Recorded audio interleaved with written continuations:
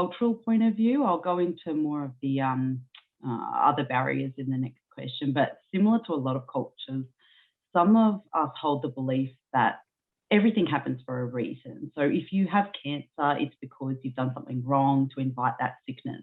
And often mob don't want to share about that because then they will be judged and community will assume that they've done something to have that particular condition or illness.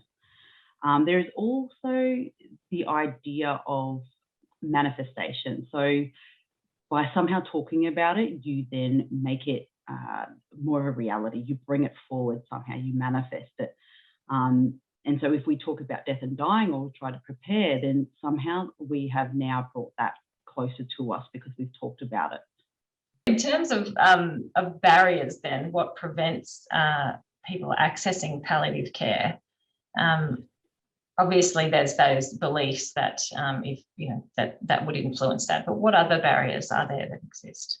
Well, at the heart, I mean, there are many barriers, but in my opinion, I think at the heart of those barriers there's two main ones. There's racism in the health system, and then there's community awareness and education of what palliative care is.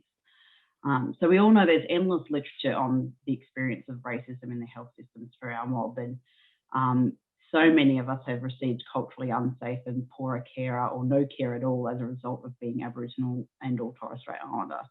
And this is a systemic barrier across the nation because these institutions are non-Indigenous and therefore they're intrinsically built in non-Indigenous ways of knowing, being and doing. And that's often at odds with our ways. So in terms of our community, we've been doing palliative care and looking after our elders and those that are sick since the dawn of time, but we don't call it palliative care. It's not our language and we don't actually have a word for it. Those that are familiar with the word palliative, they have very terrible experiences that are associated with that word, and those experiences are whether it be in hospitals or by individuals. And these sorts of experiences and stories flood our grapevines in every community. And now that we have things like Facebook and the like, those stories are faster and more furious than they've ever been. And so for many, the word palliative care is quite stigmatized, and there is often a lot of misunderstanding of what it actually is.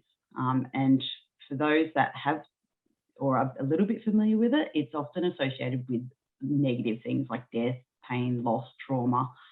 And so a lot of mobs tend to steer quite clear of anything to do with palliative, the word, if palliative is in it. And they refer to the workforce often as the Grim Reaper workforce. And this often means that our communities are caring for sick family members and they're caring for them alone without any sort of support and without resources.